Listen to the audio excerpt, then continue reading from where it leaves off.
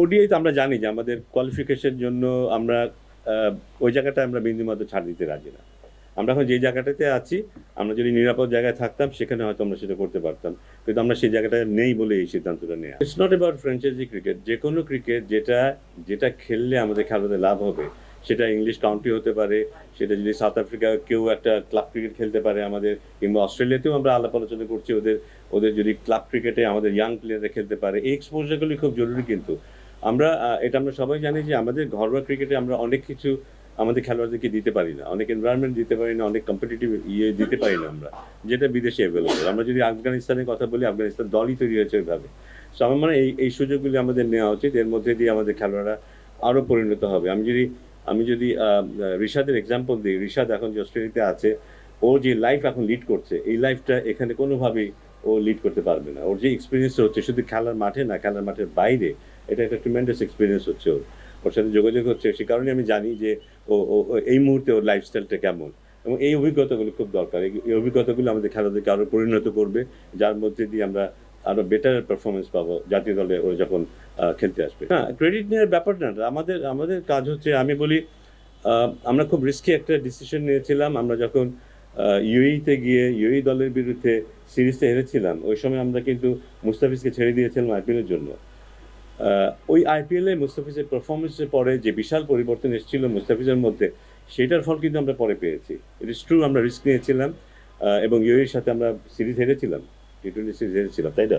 জি। আমার মনে হয় যে কিছুটা রিস্ক আমাদের নিতে হবে। এর মধ্যে যদি আমরা যদি ভবিষ্যতের কথা চিন্তা করি, ভালো একটা সুন্দর ভবিষ্যতের কথা চিন্তা করি, এই রিস্কগুলো আমাদের নিতে হবে, এবং এটা পজিটিভলি ফেরত আসবে আমাদের কোনো না কোনো সময়। না, অবশ্যই আমাদের সব দিকেই খেয়াল থাকবে, এবং বিপিএল এর যাদের খেলা আগে শেষ হয়ে যাবে তাদেরকে নিয়ে কাজ শুরু হয়ে যাবে, কিন্তু বিপিএল ফাইনাল খেলা অনেক আগে থেকেই।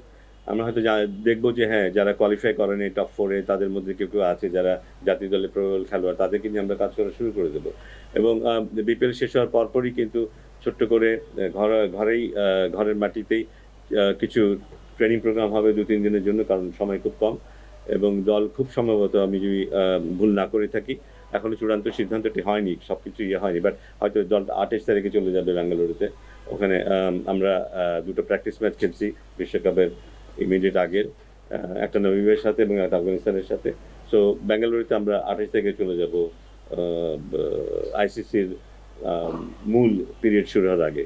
আমার মনে হয় যে মানে সাকিবেরই কথা ছিল যে when he first went to play county cricket, ওটা ওর মধ্যে যে পরিবর্তন আনছিল। ক্রিকেট কি, এটা আসলে ক্রিকেটে শুধু ব্যাট বল দিয়ে খেলা না, তো এর মধ্যে যে ইমোশন থাকে, এর মধ্যে যে এটাকে অনেক বড় একটা ক্যানভাসে যদি দেখার সুযোগই আমরা না পাই, খেলোয়াড়দেরকে সেই সুযোগটি আমরা করে নিতে না পারি, ওরা কখনো তাদের অপটিমাম ইয়েতে যেতে পারবে না। কিন্তু ইটস এ হিউজ থিং ক্রিকেটে, যেটা আমরা অস্ট্রেলিয়া একজন ক্রিকেটার সেটা উপলব্ধি করে, ইংল্যান্ডে একজন ক্রিকেটার সেটা উপলব্ধি করে, আমরা সেই উপলব্ধিটা দিতে পারি না আমাদের খেলোয়াড়দের।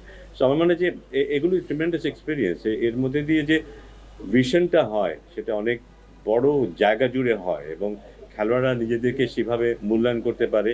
তবে এই প্রশ্নটা আমি বলবো যে হ্যাঁ, there is always that chance, ওটা তো হতেই পারে। বাট আমার মনে হয় যে আমাদের ঘরোয়া ক্রিকেটে আমাদের সেই যে পরিবেশের কথা আমরা বলছি, সেই পরিবেশটা আস্তে আস্তে আমাদেরকেও বদলাতে হবে। আর সেখানে শুধু খেলোয়াড় না, যারা আমরা এখানে আছি, ক্রিকেট বোর্ডে যারা থাকবে, তাদের যারা সংগঠক আছে, তাদের কোচ, ফিজিও যারা আছে, সবাদের মধ্যে সেই উপলব্ধিগুলি আসতে হবে। তাহলে হয়তো ওই ধরনের একটা পরিবেশ তৈরি করতে হবে যেখানে আমরা আলটিমেটলি যে ধরনের মানসিকতা প্রয়োজন সেটা আমরা দেখতে পাবো সব দিকেই।